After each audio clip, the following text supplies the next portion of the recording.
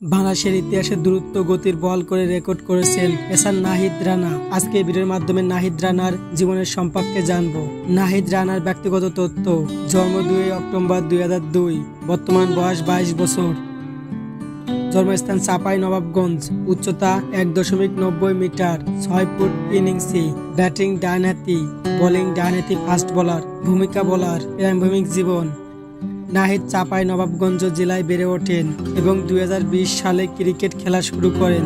2020 সালে তার উচ্চ মাধ্যমিক স্কুল সার্টিফিকেট পাশ করার পর তিনি রাজশাহীর একটি ক্রিকেট একাডেমিতে প্রশিক্ষণ শুরু করেন। প্রথম দিকে তিনি রাজশাহী বিভাগের ব্যাটসম্যানদের জন্য নেট বোলার হিসেবে কাজ করতেন এবং তারপর তার উচ্চ গতির বোলিং ধারা নির্বাচকদের মুগ্ধ করেছিলেন। ঘরোয়া ক্যারিয়ার: নাহিদ রানা 2021 থেকে 2022 জাতীয় ক্রিকেট লিগে রাজশাহী বিভাগের হয়ে 31 অক্টোবর 2021 সালে প্রথম শ্রেণীর ক্রিকেটে অভিষেক হয়। তিনি 2022 থেকে 2023 সালে জাতীয় ক্রিকেট লিগে বরিশাল বিভাগের বিরুদ্ধে প্রথম শ্রেণীর ক্রিকেটে তার প্রথম 5 উইকেট লাভ করেন। তিনি টুর্নামেন্টের দ্বিতীয় সর্বোচ্চ উইকেট শিকারী 32 উইকেট নিয়েছিলেন। 2023 সালে জানুয়ারিতে তিনি 2022 থেকে 2023 সালে প্রিমিয়ার লিগ খুলনা টাইগার্সের হয়ে খেলার জন্য নির্বাচিত হন। সেই টুর্নামেন্টে খুলনা টাইগার্সের হয়ে 24 জানুয়ারি 2023-এ তার টি-20 অভিষেক হয়। তার অভিষেক ম্যাচে তিনি 4 ওভারে 20 রান দিয়ে 1 উইকেট নিয়েছিলেন এবং ক্রমাগত 140 থেকে 148 কিলোমিটার ঘন্টা বেগে বল করে সবার দৃষ্টি আকর্ষণ করেছিলেন।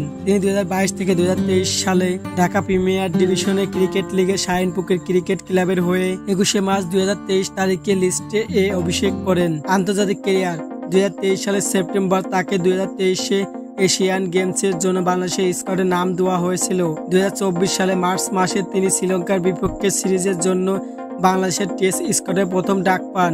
বাংলাদেশের হয়ে 22 মার্চ 2024 তারিখে শ্রীলঙ্কার বিপক্ষে তার টেস্টে অভিষেক হয়। দ্বিতীয় টেস্টে পাকিস্তানের দ্বিতীয় ইনিংসের সময় নাহিদ রানা 150 কিলোমিটার গতিতে বোলিং করেছিলেন। আন্তর্জাতিক ক্রিকেটে একজন বাংলাদেশি পেসারের দ্রুততম বল। তিনি সেই সিরিজে 140 কিলোমিটারের উপরে তার 73% ডেলিভারি করেন বোলিং। এই ছিল আজকের ভিডিওটি যদি ভালো লাগে তাহলে অবশ্যই এটা লাইক দিয়ে রাখবেন। ধন্যবাদ।